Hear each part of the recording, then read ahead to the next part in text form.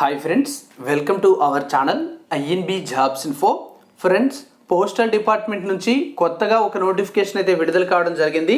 ఈ నోటిఫికేషన్ ద్వారా రిక్రూట్ చేస్తున్నటువంటి పోస్టులకు ఏపీ మరియు తెలంగాణతో పాటుగా ఇతర రాష్ట్రాల వారు కూడా అప్లై అయితే చేసుకోవచ్చు. మేల్ ఆర్ ఫీమేల్ ఎవరైనా సరే అర్హత ఉన్నట్లయితే అప్లై చేసుకునే అవకాశం అయితే ఉంది. ఎంపిక ప్రక్రియలో భాగంగా ఎలాంటి రాత పరీక్ష అయితే ఉండదు. కంప్లీట్ నోటిఫికేషన్ డీటెయిల్స్ అయితే ఈ వీడియోలో చెప్పడం అయితే జరుగుతుంది.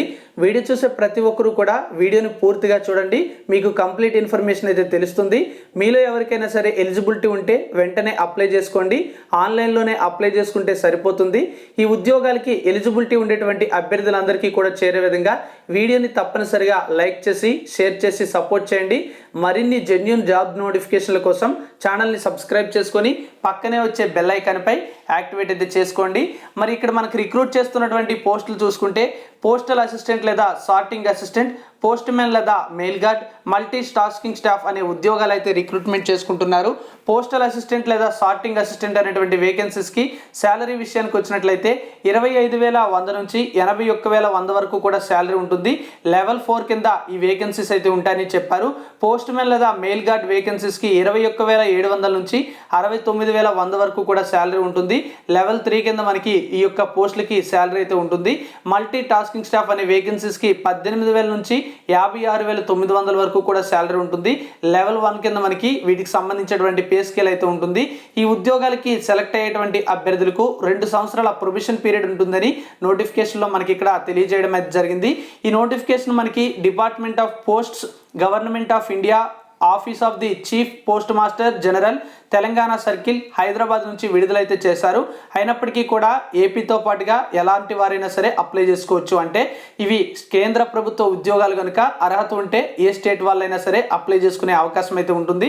కొన్ని ఉద్యోగాలకి లోకల్ లాంగ్వేజ్ వచ్చుండాలని చెప్పారు.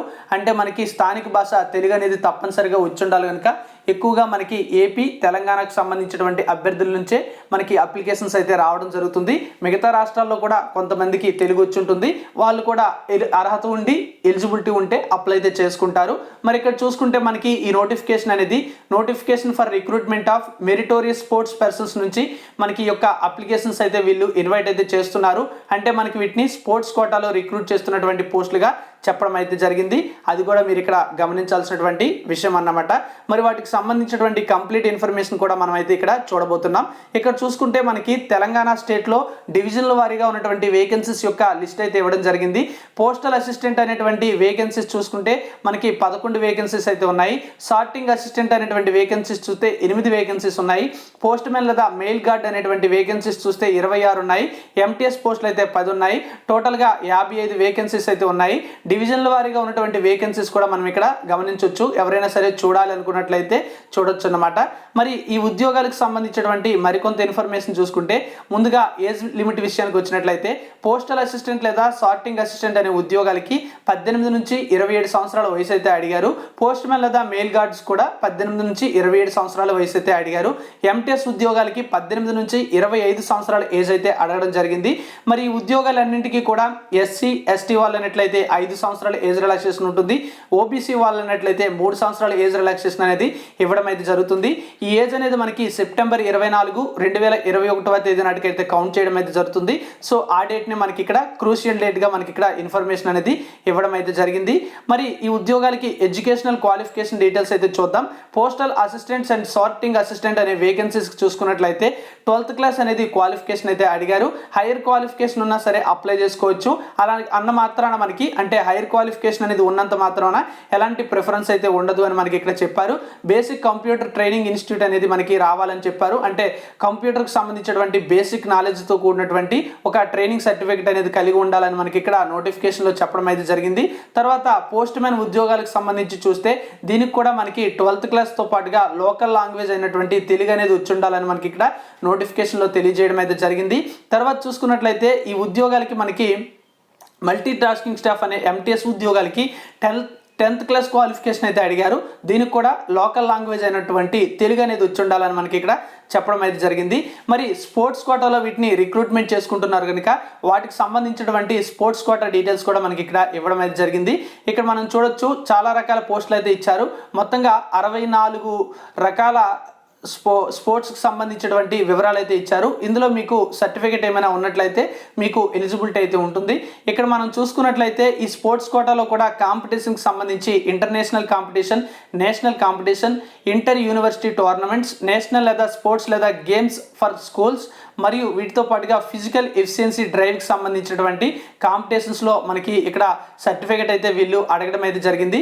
వాటికి సంబంధించినటువంటి అథారిటీస్ కూడా అడిగారు. ఈ అథారిటీస్ నుంచి మీకు సర్టిఫికేట్ అనేది ఈ రిలివెంట్ స్పోర్ట్స్లో ఉన్నట్లయితే మీకు ఖచ్చితంగా ఎలిజిబిలిటీ అయితే ఉంటుంది. తర్వాత చూసుకున్నట్లయితే మనకి మెథడ్ ఆఫ్ సెలక్షన్ అనేది ఎడ్యుకేషనల్ క్వాలిఫికేషన్ మరియు స్పోర్ట్స్ క్వాలిఫికేషన్ని బేస్ చేసుకొని సెలక్షన్ అయితే చేస్తారని చెప్తున్నారు. మరి ఫస్ట్ ప్రిఫరెన్స్ ఎవరికి ఇస్తారు, సెకండ్ ప్రిఫరెన్స్ ఎవరు ఇస్తారు అని చూసుకున్నట్లయితే ఫస్ట్ ప్రిఫరెన్స్ అనేది ఇంటర్నేషనల్ కాంపిటీషన్లో ఎవరికైనా సరే ఒక సర్టిఫికేట్ ఉన్నట్లయితే వాళ్ళకి ఎలిజిబిలిటీ అయితే ఉంటుంది. సెకండ్ ప్రిఫరెన్స్ చూసుకున్నట్లయితే స్టేట్ ఆర్ యూనియన్ టెరిటరీ సంబంధించినటువంటి senior or junior level national ఛాంపియన్షిప్స్లో వీళ్ళు పార్టిసిపేట్ చేస్తే వాళ్ళకి ప్రిఫరెన్స్ అయితే ఇస్తారు. అందులో మెడల్స్ వచ్చిన వాళ్ళకి ఇక్కడ ప్రయారిటీ అయితే ఇవ్వడం జరుగుతుంది.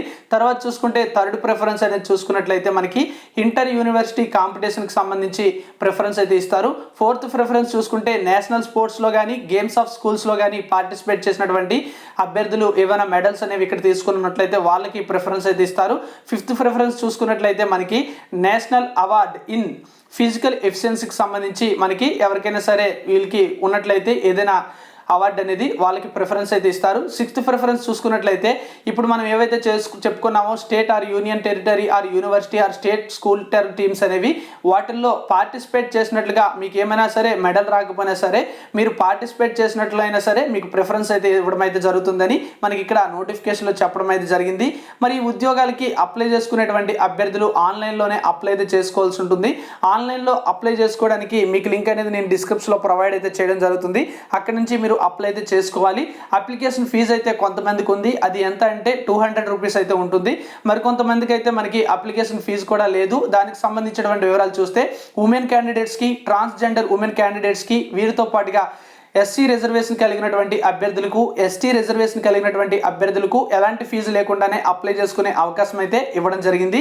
మరి ఈ ఉద్యోగాలకి అప్లై చేసుకోవడానికి ఎప్పుడు చివరి తేదీ అంటే సెప్టెంబర్ 24వ తేదీ వరకు కూడా అప్లై చేసుకోవడానికి టైం అయితే ఇచ్చారు. సో ఈ తేదీలోపు మీరు ఎలిజిబిలిటీ ఉన్నట్లయితే ఈ ఉద్యోగాలకి అప్లై అయితే చేసుకోవచ్చు.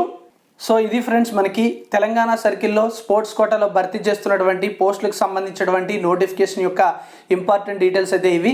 మీకు ఇంకా ఏమైనా డౌట్స్ ఉన్నట్లయితే డిస్క్రిప్షన్లో మీకు నేను అప్లికేషన్ని డౌన్లోడ్ చేసుకోవడానికి మరియు అప్లై చేసుకోవడానికి ఆన్లైన్ లింక్స్ అనేవి పొందుపరచడం అయితే జరిగింది. అక్కడ క్లిక్ చేసి మీకు ఎలిజిబిలిటీ ఉండి అప్లై చేసుకోవాలంటే ఇప్పుడే అప్లై చేసుకోండి, లేదా నోటిఫికేషన్ డౌన్లోడ్ చేసుకొని ఇంకా కంప్లీట్ ఇన్ఫర్మేషన్ చూడాలి అనుకున్నట్లయితే డౌన్లోడ్ చేసుకొని చూడొచ్చు.